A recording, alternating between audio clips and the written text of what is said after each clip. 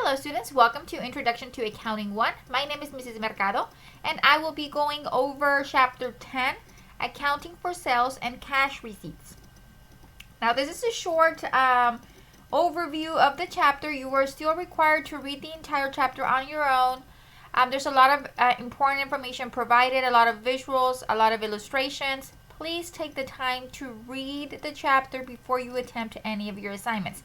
I am not going to be covering the entire chapter. I'm only going to be highlighting key information, okay? So, having said that, we are using our textbook is College Accounting 23rd edition.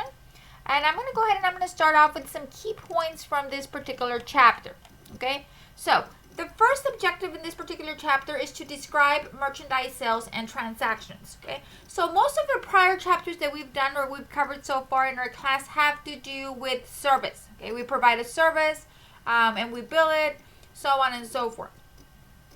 Now we are transitioning from providing a service to selling merchandise, okay? So this chapter deals with selling merchandise, okay? So our first objective is to describe merchandise sales transactions, okay? So what the textbook says is a merchandising business either buys and sells merchandise. Retailers generally make sales in the store, okay? So some common retailers we have are, for example, Walmart, Target. They have products from different companies. They put them in their shelves and they sell them to our consumers, which we are. We go into Walmart, we go to Target, we shop, we buy the stuff from them, okay? So there are some important accounting documents such as the cash register, tapes, and sales tickets that are illustrated in this particular chapter, okay? Wholesalers generally ship merchandise to retailers. So for example, Tide, okay? You need laundry detergent. Tide is a wholesaler and they ship the merchandise to Walmart, to Target, to Amazon, to wherever it is that they sell, to Dollar General or wherever is it that they sell Tide, okay? So they're the wholesalers. They ship their merchandise to retailers, where we buy the merchandise, okay? A key accounting document is the sales invoice, okay? When customers return merchandise or obtain a price adjustments, a credit memo is issued, okay? This is just some general information about the chapter. We need to understand sales transactions in this particular chapter, okay?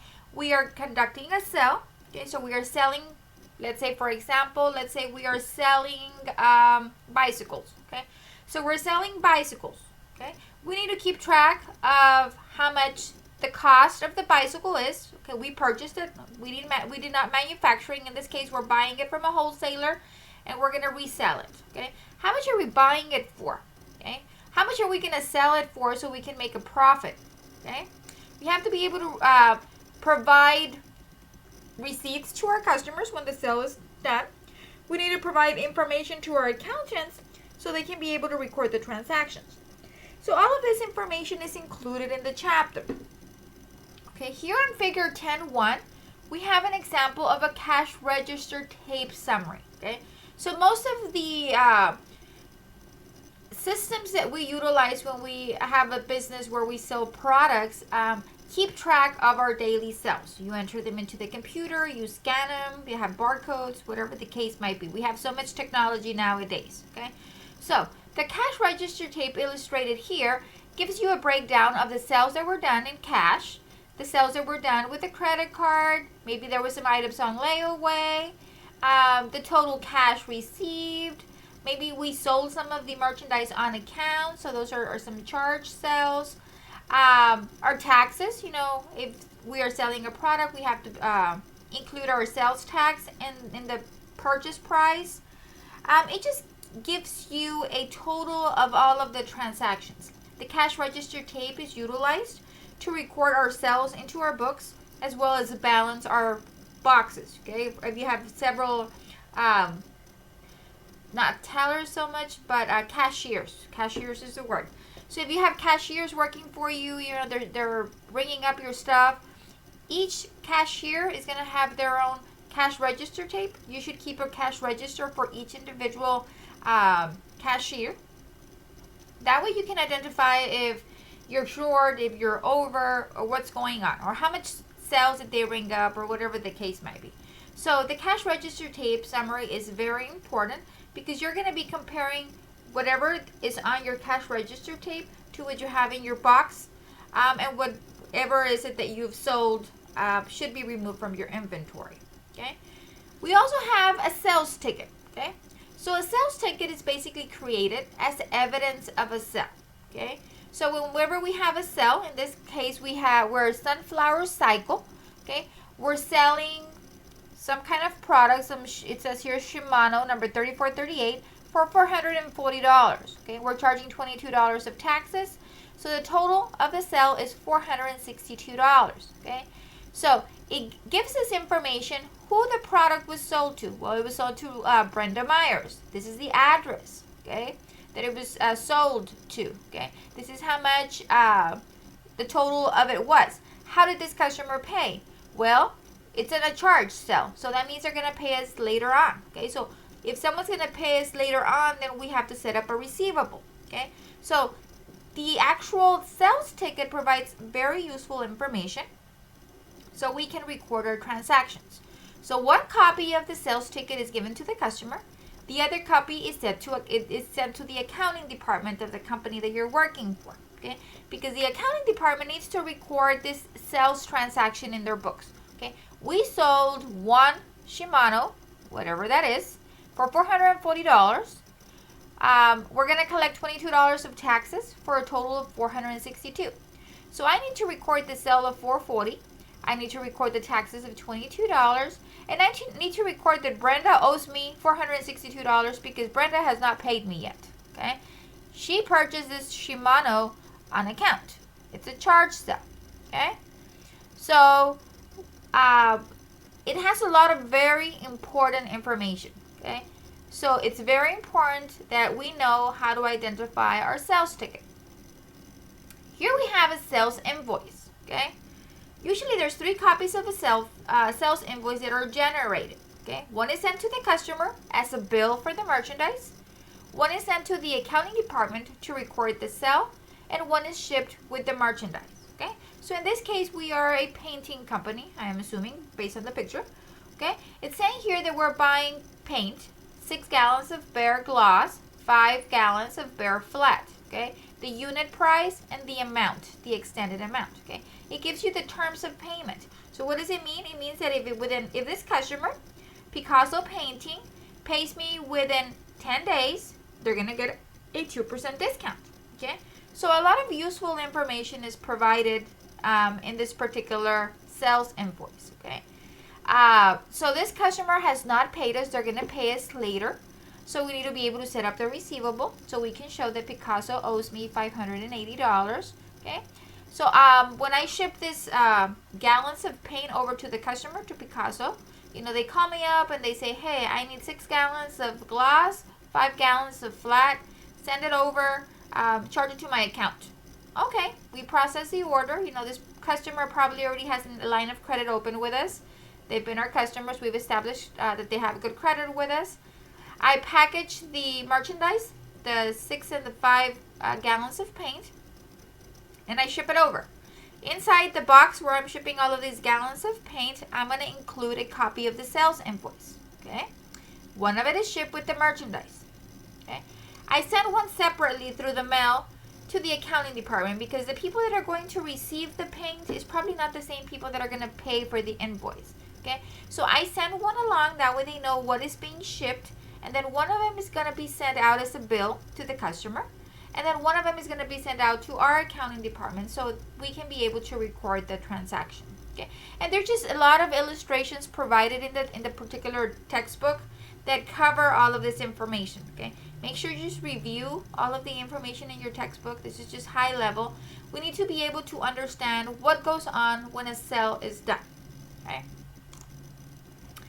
Now, in this particular chapter, we're going to be introduced to some accounts that we're going to be using frequently. Okay, the accounts that we're going to be using that relate to the sale of merchandise are sales tax payable, sales returns and allowances, customer refunds payable, and sales discounts. Okay, now in your textbook, you're going to find figure 10.7, and it's awesome because it tells you exactly what kind of an account they are. Okay, so sales is over here.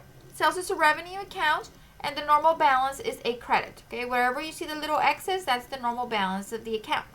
Sales tax payable, for example, is a liability. Okay, and the normal balance is a credit. Okay, so on and so forth. So utilize your extended accounting equation to be able to identify the accounts that are going to be included. Okay, so they have all of the new accounts that we're going to be introducing into this chapter, and the normal balances of each of the accounts. Okay, so let's start with sales. Sales is a revenue account that is used to record sales of merchandise. Okay? So here we're going to record how much did you sell the goods for. If you sold them for $100, that is the amount of the sale, $100. Okay, so we have to, in the sales account, which has a normal balance of a credit, every time you have a sale, it has to be a credit. Every time you have a sale, you're going to go ahead and you're going to credit your sales account. Okay, and it's for the amount that you're actually selling the product. Next, we have sales tax payable. Okay, sales taxes are collected on behalf of an entity. Those taxes do not belong to us. So let's say, for example, you go to Target. That's my favorite store. I go to Target and I buy a whole bunch of stuff: shampoos, conditioners, deodorants, groceries, whatever the case might be. At the end of the receipt, I have a total, and then I have my taxes added below it. Okay, and what do I pay Target? I pay Target the total of my goods plus my taxes, and that gives me my grand total. That is how much I pay Target. Okay, now what Target does, Target keeps the taxes. They put them away into this sales tax payable account. All of the taxes that are collected are put into that account, and then whenever it's time to submit our payment to our taxing entities, we just grab the money from there and submit payment. The sales taxes do not belong to us.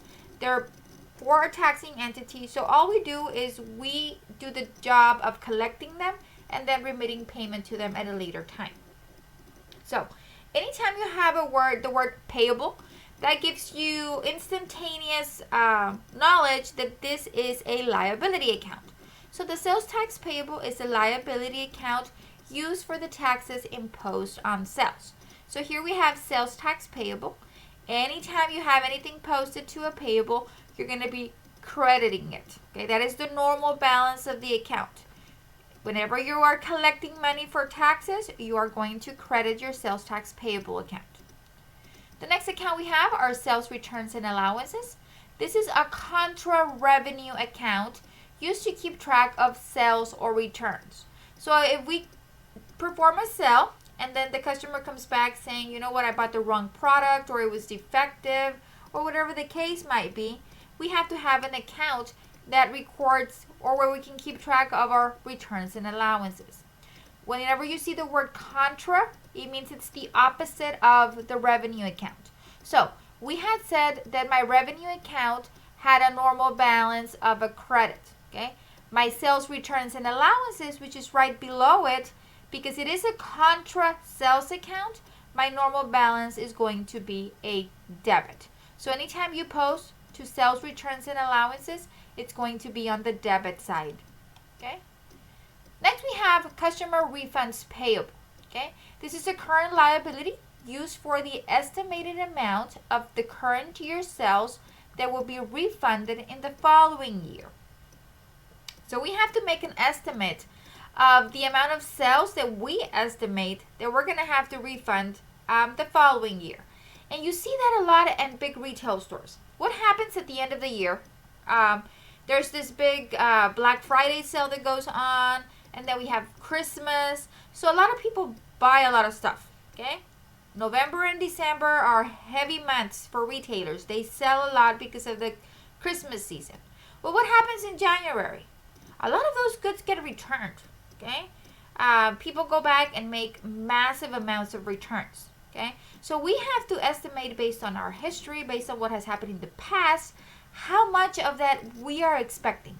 Because we have to set up an account for our customer refunds, because we need to be able to have money to make those refunds or give that money back to the customers. Okay.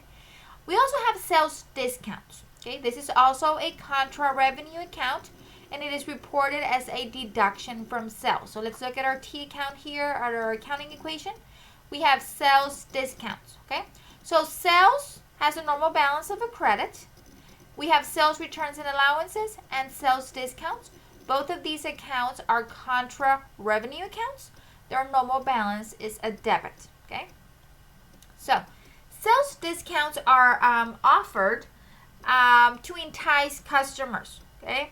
So that is why it's a contra revenue account, and it's deducted from sales because you're selling a product for less than what you should have, you know, either to increase your sales, to have a promotion, whatever the case might be, okay? Discounts are offered to encourage prompt payment from customers. So you say you tell a customer, you know what? If you buy it and if you pay it within, 5 days, 10 days, I'll give you 1% discount, 2% discount, whatever the case might be. So it's kind of like to entice, to boost your sales, but at the same time, make sure that the customers pay you promptly. Okay.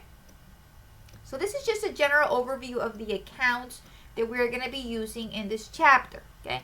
Make sure that as you are recording your sales, you always look at your accounting equation so you can know these are the new accounts that we're going to be using in this particular chapter. Okay. Now, this chapter goes into great detail on how to post from your general journal to your general ledger to your subsidiary ledgers. Okay. Your textbook has step-by-step instructions, visuals, all of that good stuff. Okay. I am not going to go over that in detail because it's going to take me hours. And I know that I lose you in a couple of minutes into the presentation. You don't want to listen to me talk about journal entries for 2 hours. Okay. So I'm going to let you handle that on your own. Just know that it is critical that in order for any of the accounting process to work, your general journal needs to be correct. The transactions that you record need to be accurate, because if your journal is not correct, whatever information you have in your journal, you're going to transfer it into your ledgers, and all of that is going to be incorrect. I'm not drilling too much into this because in the real world, the accounting system does the majority of the work for you. What you as an accountant has to do is you're going to have to post your journal. That you're not going to get away with. You are going to have to post your journal. Now, most of the accounting softwares that are out there, once you post your journal, you just click one button and the system will automatically transfer the information from the journal to the ledgers, to the subsidiary ledgers. Okay? If you're ever taking an accounting course in QuickBooks, anything of that nature, you'll see how easy it is that to transfer the information with a click of a button from your journal to your ledgers. Okay? Just know that if you're transferring the information, make sure that you transfer it correctly. Each account has its own ledger account. So for example, accounts receivable, you're going to put all of the transactions that are accounts receivable in its ledger. You're going to put all of the accounts that are sales tax payable in their ledger, and any transactions that are sales in their ledger. Okay. After you post your transaction from the journal to the ledger, you have to come back into the journal and you have to fill in your post-reference column information. So what goes here is the ledger number. So every ledger has a number. So if you see here, let me circle this. For example, my general ledger for accounts receivable. Okay. The general ledger for accounts receivable is number 122. Okay. So once I finish posting the information from my journal to my ledger 122, I'm going to go back into my journal and I'm going to put account number 122 on my post reference. So your post reference identifies the account number in your ledger. Okay. Now, when you're in your ledger, in your post reference column, you're going to put your journal page number. Okay. So in your ledger, you're going to refer to the page number from your journal. So in this case, my journal is page 8. So if you see here, I have J8. Okay. I'm getting this information from J8.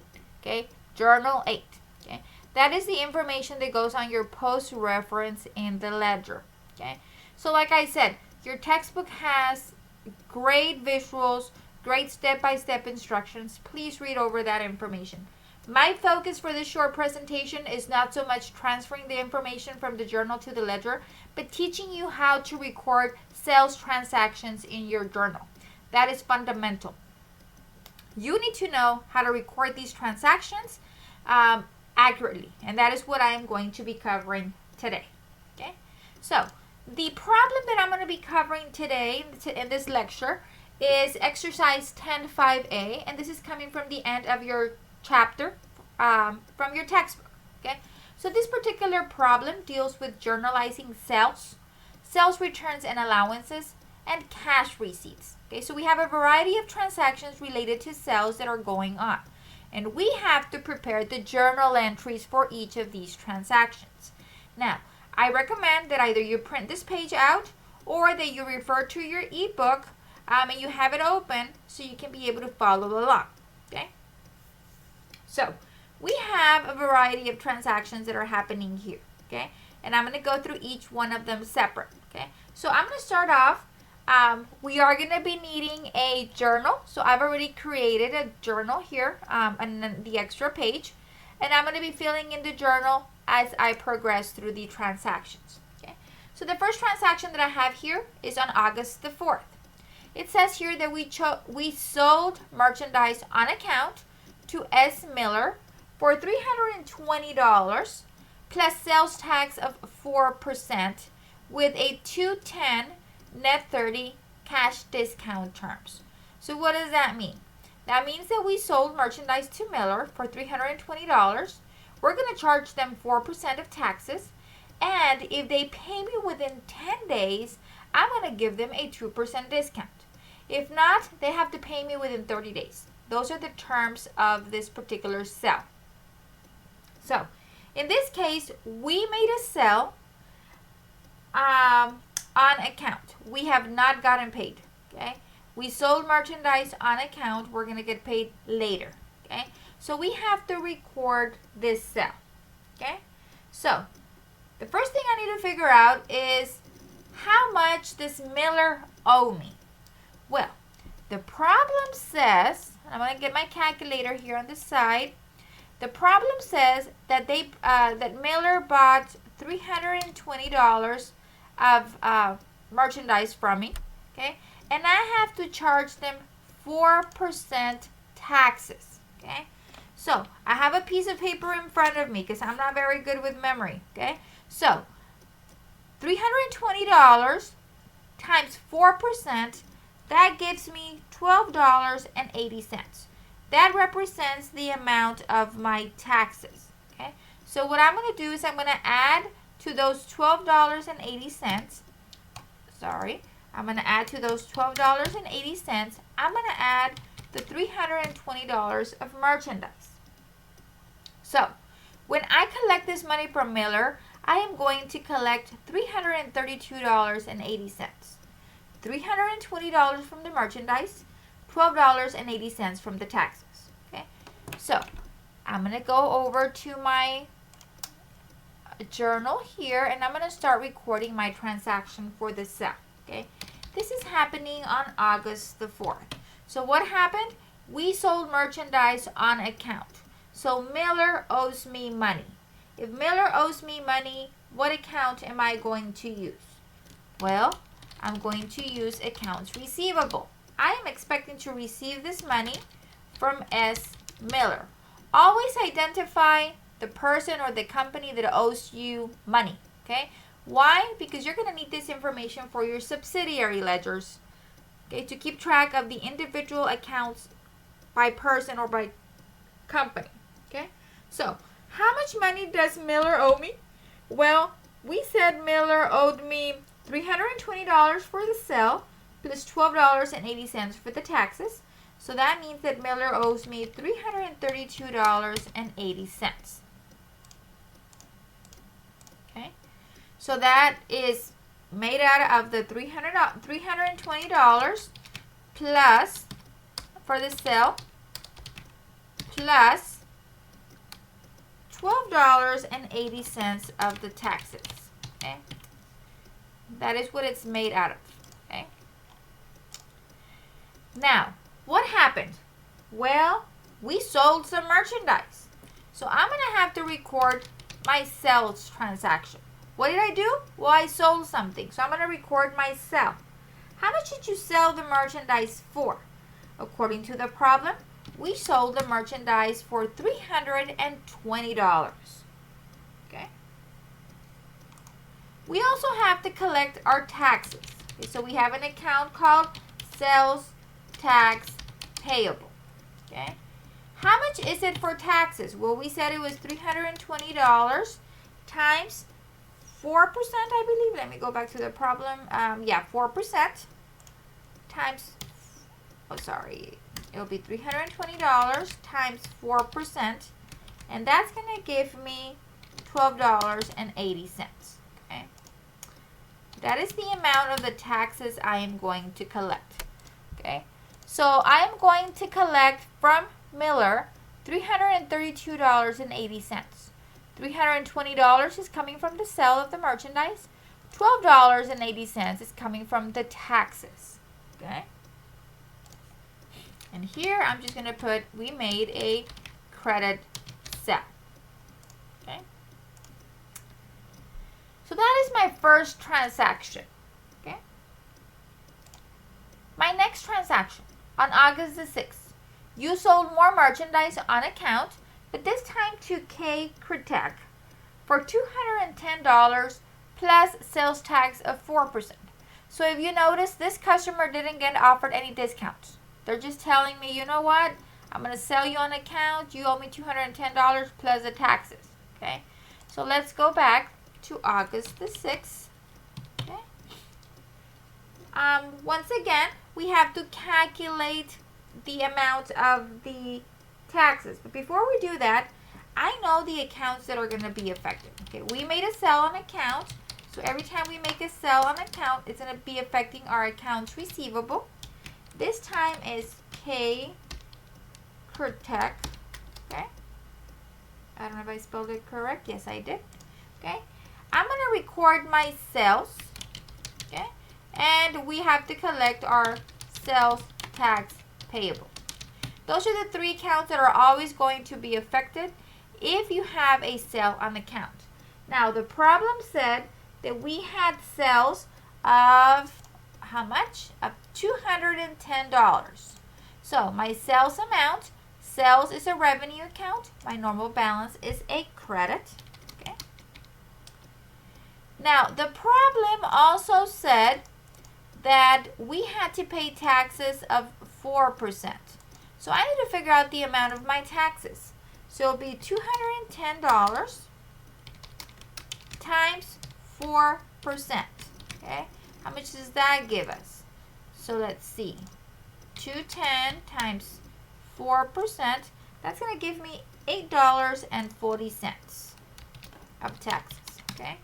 So that is the amount of taxes that I am going to collect on this sale. Now, Critek owes me $210 for the sale, $8.40 for the taxes. So the total amount that Critek owes me is the $210 of the sale plus the $8.40 of the tax. So then that's going to give us $218.40.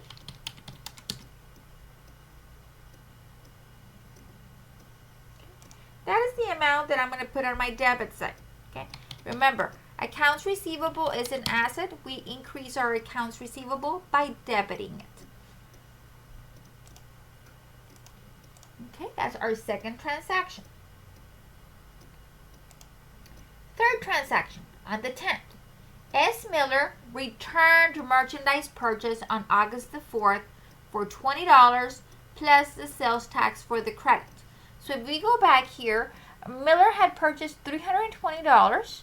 Now they're returning $20 worth of merchandise. So we have to give them back $20 plus their sales tax.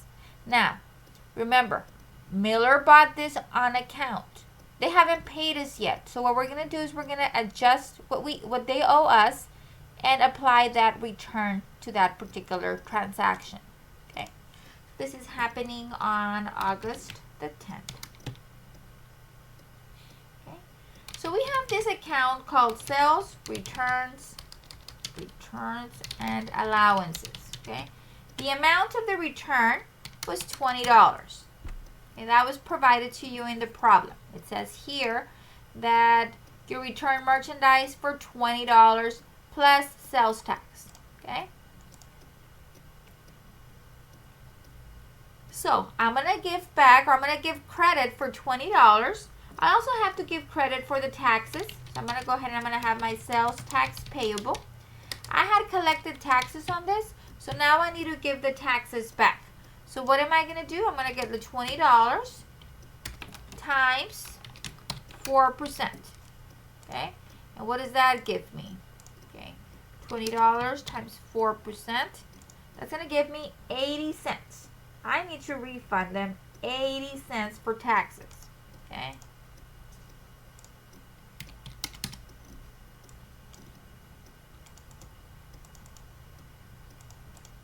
Okay? So, the amount that I am going to deduct from the receivable, remember when they made the purchase, I debited $332.80, which means that Miller owes me $332.80. Because they made a return, I'm going to adjust that receivable and I'm going to deduct the amount that was returned. So I'm going to go ahead and I'm going to credit my accounts receivable for S. Miller for the total of $20.80. Okay, that is the credit that Miller is getting for this refund, which includes the $20 of the merchandise plus the 80 cents of the taxes. Okay.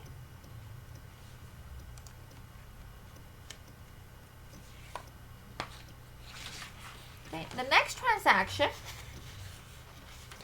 is happening on the 13th. Okay, so now Miller is paying the balance due on their account. Okay, Miller is paying the balance due. So let me do a T account here, just so we can illustrate what is going on. Okay, because I'm a very visual person. I need to see it to believe it, kind of a thing. Okay, so this is gonna be my accounts receivable for Miller. Okay.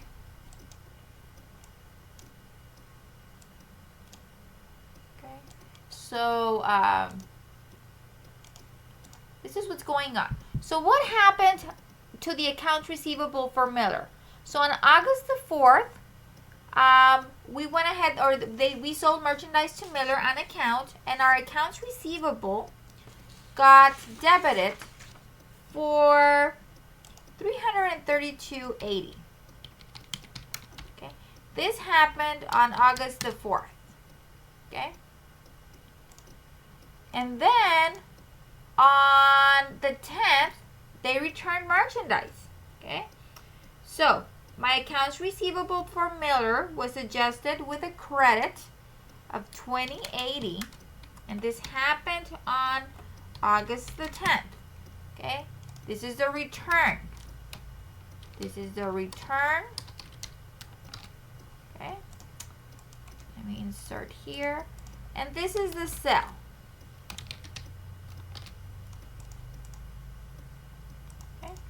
So, the $332.80 is a sell on account. The $28.80 is the return. So, how much does Miller owe us? Well, Miller owed me $332.80, but I gave them credit for $20.80 because that merchandise was returned. So, the balance that Miller owes us, the company, is $312. Okay? That is how much we show that Miller owes us. Okay, $312.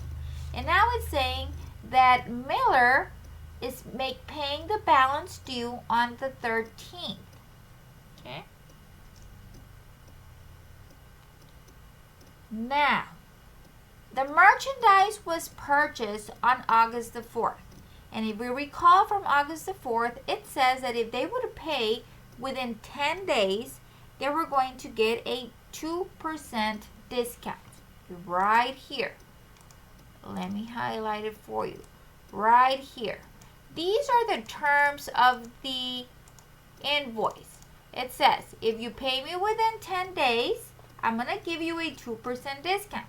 Well, Miller is paying on the 13th, okay? The merchandise was sold on the 4th, and they had 10 days to pay, which means that they should have paid by the 14th of August. Well, they paid by the 13th, which is well within the discount period, so we need to provide them with the 2% discount, okay? So, we need to figure out how much cash are we going to receive from Miller if we apply that 2% discount, okay? So this is happening on August the 13th, okay? So we know Miller is making a payment to us. Anytime a payment is made, we receive cash. We know that we paid within the discount period, so we're going to have a sales discount. Okay? Remember, we bought the goods on the 10th. We paid on the 13th. We had 10 days to pay to get a 2% discount, which we did. Okay? So we have our sales discount. And then I'm going to clear out my receivable.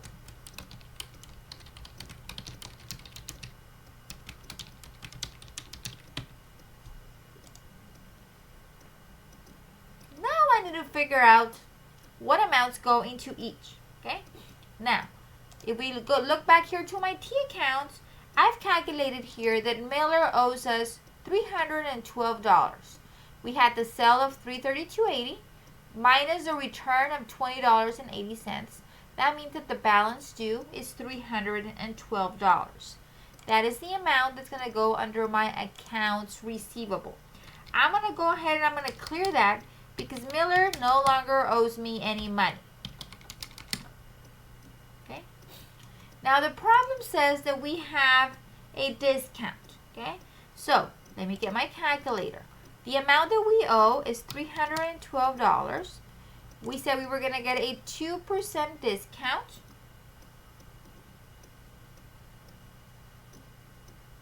Is it 2%? Let me double check.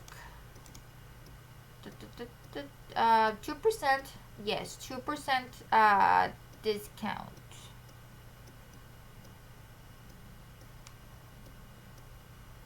Yes, 2%. So there's a 2% discount of the amount owed. So we have $312 that is owed. Let me get my calculator here. So it's $312 that is owed, and I'm going to multiply it by my discount of 2%.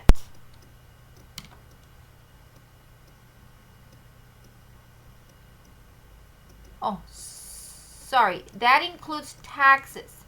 Let me see, let me do the math real quick. So we had purchased $312 of merchandise and then we returned $20.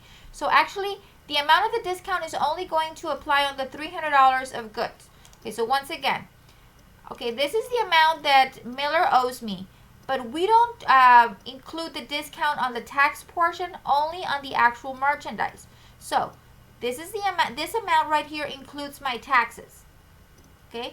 Now I'm not going to give him a discount on the taxes. I'm only going to give him a discount on the merchandise. So on August the 4th, it said that we bought $320 of merchandise. On August the 10th, it says that we returned $20. So that means that Miller owes me $300 of merchandise. So I'm going to multiply that times my 2%. So the amount of my discount is $6. Okay? That makes sense. $6. Okay? We don't offer discounts on taxes. Okay? So I need to figure out my taxes. So it's my sale of $320 minus my $20 return. That gives me a $300. And then I'm going to multiply that by 2%. And that is going to give me my $6 discount right there. Okay. So the sale amount of $320 minus my return gives me $300 times the 2% discount, that gives me $6. Okay, that is, remember, sales discount is a contra revenue account, so my normal balance is a debit. Okay, so Miller owed me $312. That included the taxes. I'm giving them $6 discount on the actual merchandise. So how much cash am I receiving from Miller? Well, I am receiving the $312 balance owed minus the $6 discount. So that's going to be $306 that I am going to receive in cash from Miller. Okay? Your debits need to always equal your credits. Okay? Very important. On your discount, remember that you need to calculate it only on the sales amount. Let me put it here. I'm going to put here calculate only on sale of merchandise. Do not include taxes. Okay? So when you're calculating your sales discount, calculate it only on the actual sale of the merchandise. Do not include any of the sales tax amount. I'm only going to give you a discount on the merchandise. There is no discount given on the sales tax. Okay? So that happened on the 13th. We made a payment within the discount, or Miller made a payment within the discount period, giving Miller a $6 sales discount. Okay? So they owed me $312. That is what we had calculated here. Okay, this is my balance. Okay, and then on the 13th, we are clearing the balance. Okay, so we made a payment here. Okay, payment. So the balance is now 0. Okay, so they've liquidated all of the amount that they owed us. Okay, so that's what went down there.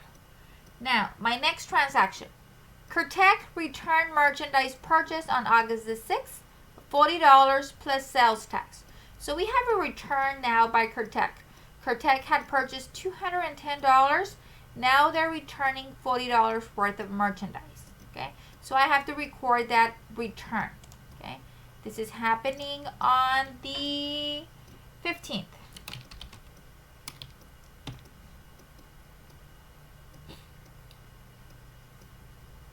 And I am forgetting to do, I don't know if your homework is going to ask, but we should have a short description after each one. Here we received cash on account. On this particular one over here, we had a return as well on August the 10th. That's when we returned some merchandise.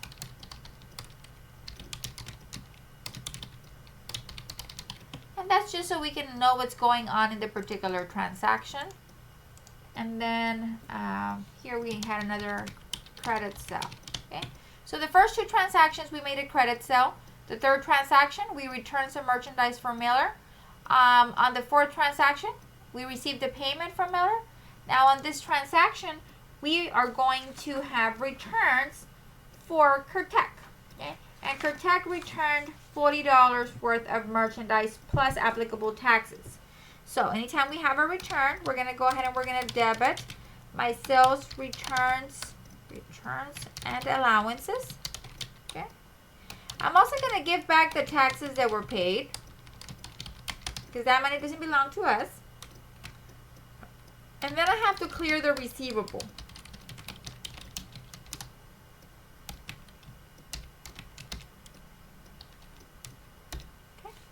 So those are the three accounts that we're going to use anytime there is returned merchandise. Okay, so we need to figure out how much are we returning. Well, the problem said that we are returning $40 plus taxes. So the amount of my sales returns and allowances is going to be $40. That is the amount of the actual merchandise being returned. Now, how much taxes do I also need to give them back? Well, it's $40, and the percentage of my taxes was 4%. So I'm going to multiply it by 4. And that is going to give me, let's get our magical calculator, 40 times 4%, $1.60. Okay? That is the amount of taxes I have to give back. Okay? So remember, sales tax payable is a liability account. The normal balance is a credit. So when you collect taxes, you credit it. When you refund taxes, you debit. Okay? So let me put here, when you collect taxes, you credit sales tax payable. When you refund taxes, you debit sales tax payable. Okay? So you need to know, am I collecting or am I refunding? In this case, we're refunding because the customer returns the merchandise, so I need to give them a refund of the amount of the merchandise plus the taxes. So the amount of the taxes is $1.60. Okay? Now I can clear the receivable for the amount of $41.60. Okay? That is the amount that includes the sale of the merchandise plus the taxes. Okay? So I'm going to give credit to Kertech for $41.60 because of the return of merchandise that they made. Okay? And here I'm going to put returned merchandise. Okay? The last transaction we have here is Kertech paid the balance due on his account. So let's do another of these T accounts. Let me just copy and paste it down here. Okay? And let's figure out, but this time the customer is Kertech. Okay? So let's keep it separate for Kertech. So what happened? On the 6th, we sold merchandise on account to Kertech for $210 plus taxes. And the amount of that was accounts receivable for Kertech, $218.40. $218.40. And that happened on August the 6th. Okay? So this is the sale amount. Okay? And then we had a return. Kertech returned $40 plus taxes. So let's look at our entries for the return. Accounts receivable for Kertech got credited $41.60 right from your journal. So I'm going to put here $41.60. This happened on the 15th, and this is a return. Okay. So the amount that Kertech owed us was a $218.40 minus a return. Kertech owed me $176.80. Okay, and that included the amount of the sale plus the taxes. Remember, we are responsible to collect the taxes. So Kertech owed me a total of $176.80. And if we look at the 6th, we did not offer any discount to Kertech if he paid within a specified period. So he just needs to pay me what he owes me. On the 20th, it says that Kertech paid the balance due on his account. Well, Kertech owes $176.80. That is the amount that Kertech owes as of this point in time. Okay, so let's go to the last transaction. This is happening on August the 20th. So when someone pays you, what account do we debit? Well, when they pay you with cash. Okay. There was no discounts, so offered or taken advantage of. So we're just going to go ahead and we're going to receive the cash, and we're going to clear our accounts receivable for Kertech. Okay. So if we look at the T account that I have here, I show that Kertech owes me $176.80. So if I want to zero out the balance for Kertech, right now my balance is a debit, so I know I need to credit my accounts receivable. So my accounts receivable is going to be credited $176.80, and my cash is going to increase by the amount received from the payment. Okay. So that it's very simple here in this particular transaction because there's no discounts to worry about. It's just the amount that they owed us. So you have to figure out how much does each customer owe you. You have to incorporate the tax amount. And if there's any refunds, you need to refund them the amount of taxes applicable to the return. Okay? And here at this one, I'm going to go ahead and I'm going to put here received cash on account. So we received the money that was owed to us by Kertech on August the 20th. Okay? So these are the journal entries that exercise 10.5 has us do. So we learned a little bit about recording a sale, about making a return, about capturing a discount, about making cash payments. So a variety of transactions have been made available in this lecture. Please, please, please read the chapter. Look over the illustrations. If you're working on your assignment and you have any questions, do not hesitate to let me know. You can. The preferred method of communication is through Blackboard messages. Please send me a message and explain in detail what your question is and provide me with your step-by-step calculations. I want to review your work. I want to see what you're doing so I can provide correct guidance so you can be able to complete the problem. Okay? So that is it for this short clip or this short video. I hope this information is useful. It is very important that you learn how to journalize these entries. Okay? If you notice, I did not enter anything into my post-reference column because that information is entered once we transfer our information from our journal to our ledger, which is not the case in this problem. So I'm just going to go ahead and I'm going to leave it blank because I'm not posting to my ledger yet. Okay? So that is it. Please, if you have any questions, call me, email me, send me a Blackboard message, whatever you prefer. Just, if you have a doubt, don't keep the doubt. Make sure that you ask either myself, go to tutoring, a classmate, whatever the case might be, so you can understand the concepts behind it, help you clarify any questions, and so you can be able to learn the content. Okay? Have a great rest of your week, and until next time. Thank you.